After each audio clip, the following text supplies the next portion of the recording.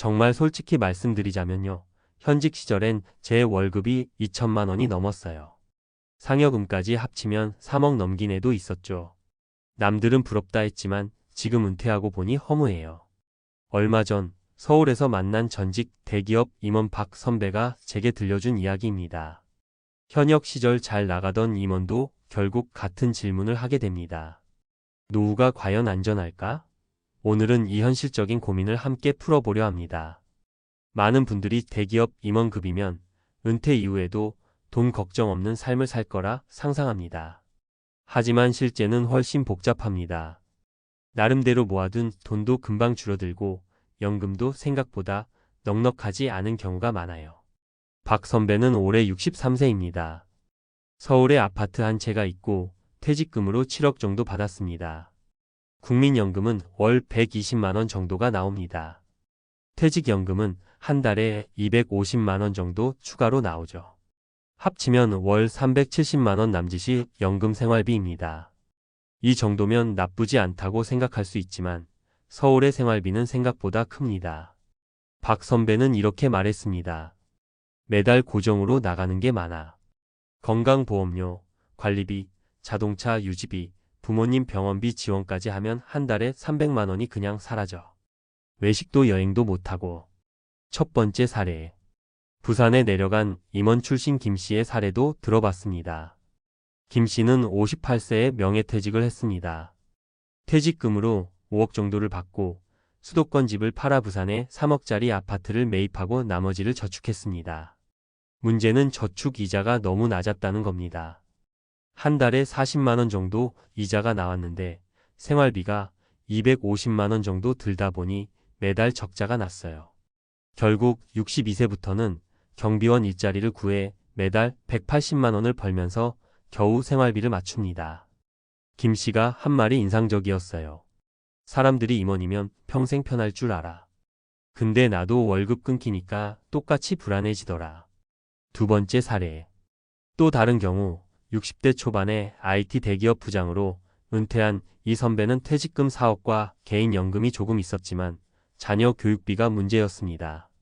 대학원까지 보내느라 1억 넘게 나갔고 결혼할 때 전세 자금도 1억 넘게 지원했습니다. 결국 노후 자금으로 남은 게 2억이 채 안 되었어요. 국민연금은 월 110만 원 정도. 이 선배는 지금 아르바이트를 하고 있습니다.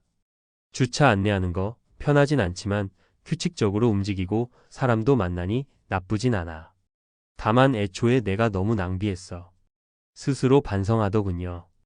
은퇴 직전엔 외제차 리스비가 100만 원 넘게 나갔고 회식이나 골프 비용도 큰 부담이었는데 당시엔 이 정도는 써야지라는 생각이었답니다. 세 번째 사례. 마지막으로 이야기할 분은 서울에서 만난 여성 임원 출신 분입니다. 57세에 퇴직해 서울 아파트를 처분하고 경기도 외곽 전원주택으로 이사했습니다. 퇴직금과 아파트 매각 대금을 합쳐 약 12억이 있었습니다. 절반은 안전하게 예금, 절반은 배당주 중심으로 투자했죠. 국민연금은 월 100만 원 남짓, 퇴직연금은 200만 원 정도.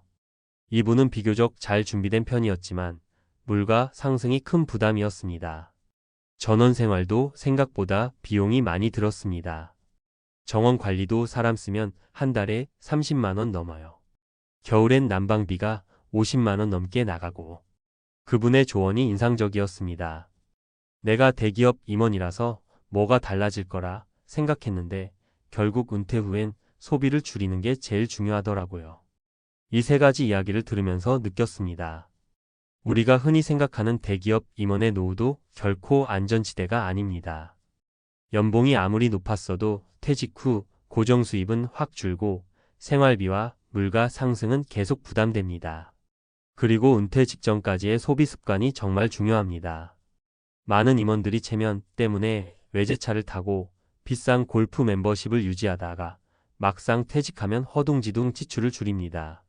소비 습관을 갑자기 바꾸는 건 정말 어렵거든요. 또 하나 자녀 문제도 큽니다. 임원 연봉으로 자녀 유학, 대학원, 결혼 자금까지 넉넉히 지원했지만 정작 본인 노후 자금이 부족해지는 사례가 너무 많아요. 박 선배의 말이 계속 생각납니다. 나는 은퇴할 때 퇴직금 7억이면 평생 넉넉할 줄 알았어. 근데 이자율이 이래서 뭐가 남냐. 매달 깎아 먹으니까 불안해서 못 써. 그래서 전문가들은 이야기합니다. 퇴직 전부터 소비 수준을 낮춰야 한다. 연금 외에 안전한 현금 흐름을 만들어야 한다. 자녀 지원은 철저히 계획하고 선을 정해야 한다. 물가 상승률을 이길 수 있는 자산 배분 전략이 필요하다. 저도 이분들 이야기를 들으면서 생각이 달라졌습니다. 임원이라도 은퇴 후엔 같은 국민연금 받으면서 살아요. 퇴직금도 언젠가 바닥이 납니다. 결국 어떻게 줄여 쓰고 어떻게 불릴지가 관건입니다. 혹시 이 글을 읽는 여러분도 나는 대기업 임원도 아닌데 나야 말할 것도 없지 하고 한숨 쉬셨나요? 사실 그렇지 않습니다. 지금부터 준비하면 됩니다. 누구나 소비 습관을 고치고 노후 현금 흐름을 확보하는 건 할 수 있어요. 박 선배가 마지막에 이런 말을 했습니다. 야, 나 솔직히 후회돼. 지금이라도 소비 줄이고 연금만 믿지 말고 뭘 해놨어야 했어. 젊은 사람들이 이 얘기 좀 들었으면 좋겠어. 오늘 이 이야기 조금 현실적이라 무서울 수도 있죠. 하지만 이런 솔직한 경험담이야말로 우리가 준비할 수 있는 가장 큰 힌트 아닐까요? 늦었다고 생각하는 지금이 가장 빠를 때라는 말, 저는 이제야 그 의미를 알겠습니다. 좋습니다. 아까 이야기한 박 선배나 김 씨, 이 선배, 그리고 전원생활을 선택한 여성 임원 사례에서 보셨듯이 대기업 임원이라고 해도 은퇴 후의 재정 상황은 생각보다 빠듯해집니다. 왜 이런 일이 생길까요? 이번에는 전문가 입장에서 보다 구체적으로 그리고 실제로 쓸 수 있는 팁을 중심으로 풀어보겠습니다. 먼저 핵심 문제를 짚어볼게요. 소득 단절의 충격이 너무 큽니다. 고정비가 생각보다 크고 줄이기 어렵습니다. 금리가 낮아 자산에서 나오는 현금 흐름이 매우 작습니다. 물가 상승이 은퇴 생활비를 갉아먹습니다. 자녀 지원이 노후 자금 계획을 망칩니다. 이 5가지를 하나하나 현실적으로 분석하고 구체적인 해결책을 제시해 보겠습니다. 첫째, 소득 단절 충격 줄이기. 임원 시절 연봉 23억 받다가 은퇴하면 국민연금과 퇴직연금 합쳐도 월 30만 400만 원 정도 나옵니다. 박 선배 사례가 딱 그랬죠. 문제는 소득이 갑자기 8,090% 줄어드는데도 사람들은 생활 패턴을 갑자기 못 바꾼다는 겁니다. 전문가로서 권하는 건 소득이 있을 때부터 은퇴 이후의 월 현금 흐름으로 살 수 있도록 훈련하는 겁니다. 예를 들어 50대 초반부터 나 은퇴하면 한 달 30만 400만 원으로 살아야 해라고 가정하고 한번 실제로 예산을 짜보고 살아보세요. 생각보다 어렵습니다. 그 불편함을 빨리 경험해야 은퇴 이후 쇼크가 줄어듭니다. 팁: 50대부터 매년 한 개월 은퇴 시뮬레이션 달을 만들어서 소비를 제한해 보세요. 퇴직금 예상 금액을 적어보고 매달 얼마씩 쓸 수 있는지 나눠보세요. 둘째, 고정비 감축 계획 세우기. 박 선배가 말한 것처럼 매달 고정으로 나가는 비용이 큽니다. 건강보험료, 관리비, 차량 유지비, 각종 구독료, 부모님 지원금 등. 여기서 제일 중요한 건 고정비를 줄이는 건 시간이 걸린다는 사실입니다. 큰 집, 작은 집으로 옮기는 건 준비 기간이 필요합니다. 차를 처분하거나 바꾸는 것도 바로 못합니다. 구독 서비스나 보험료를 정리하는 것도 검토와 시간이 필요합니다. 실전 팁: 1년에 한 번 고정비 점검의 달을 정해 전기세, 관리비, 보험료, 통신비를 줄일 수 있는지 체크하세요. 차를 2대1대로 혹은 경차로 바꿔보세요. 보험료, 세금, 기름값이 확 줄어듭니다. 부모님 지원도 가족회의를 통해 조정하거나 형제 자매와 분담을 상의하세요. 셋째, 자산의 현금 흐름화 전략. 퇴직금 5억, 7억 받아도 이자가 2%면 월 8만 100만 원이 겨우 나옵니다. 4%가 나와도 세후 월 150만 원 정도입니다. 많은 임원들이 잘못하는 게 목돈 안전이라고 생각하는 거예요. 하지만 목돈은 잘못 굴리면 그냥 써버리고 사라집니다. 실전 전략: 2억은 예금, 2억은 배당 주택 권리치 등에서 배당 소득을 꾸준히 받도록 설계해 보세요. 금융사 PB가 권하는 고위험 파생상품, 공모주 펀드 같은 건 소득 흐름이 아니라 투기입니다. 노후에 적합하지 않아요. 연금을 받을 수 있는 금융상품 즉시 연금, 공시이율 연금보험 등도 일부 포트폴리오에 섞으세요. 넷째, 물가 상승 방어. 퇴직금 5억이면 되지라고 안심했던 분들이 10년 지나면 깜짝 놀랍니다. 관리비, 전기세, 건강보험료, 식료품 값이 1020%씩 오릅니다. 노후 20년을 산다고 가정하면 20년 후 생활비가 50%는 늘어야 같은 생활 수준을 유지합니다. 실전 팁. 생활비 지출에서 변동비를 최대한 줄여서 고정비 비중을 낮춰두세요.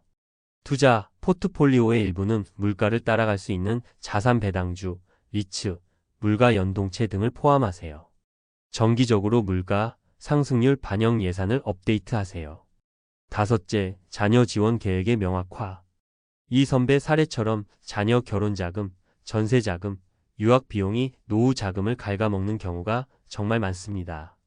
부모가 자식에게 지원하고 싶은 마음은 인지상정이지만 계획 없는 지원이 위험합니다. 실전 전략. 자녀와 미리 솔직하게 이야기하세요. 우리 노후 자금은 5억이야. 여유가 없으면 지원 못해.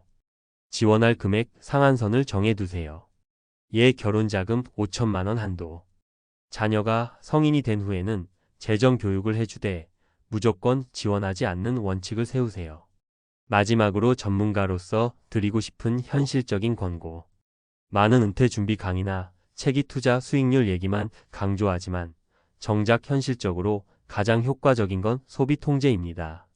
소비를 통제하면 필요 자산 규모가 줄어듭니다. 필요 자산이 줄면 투자 리스크를 낮춰도 됩니다. 리스크를 낮추면 심리적 불안이 줄어듭니다. 연봉 3억이던 사람도 은퇴 후엔 월 300만 원으로 살아야 한다. 이게 은퇴 설계의 출발점입니다. 실행 팁 정리. 50대부터 은퇴 후 생활비 수준으로 살아보기. 매년 고정비 점검과 감축. 퇴직금을 월 현금 흐름으로 설계. 물가 상승 대비 예산 업데이트. 자녀 지원 계획 명문화. 조금 귀찮고 솔직히 하기 싫은 작업이죠. 하지만 박 선배가 마지막에 했던 말을 다시 되새겨 보세요. 야, 나 솔직히 후회돼. 지금이라도 소비 줄이고 연금만 믿지 말고 뭘 해놨어야 했어. 젊은 사람들이 이 얘기 좀 들었으면 좋겠어.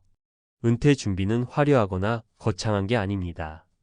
정말 현실적인 소소하지만 강력한 실천의 문제입니다. 그게 우리 노후를 지키는 가장 확실한 방법입니다.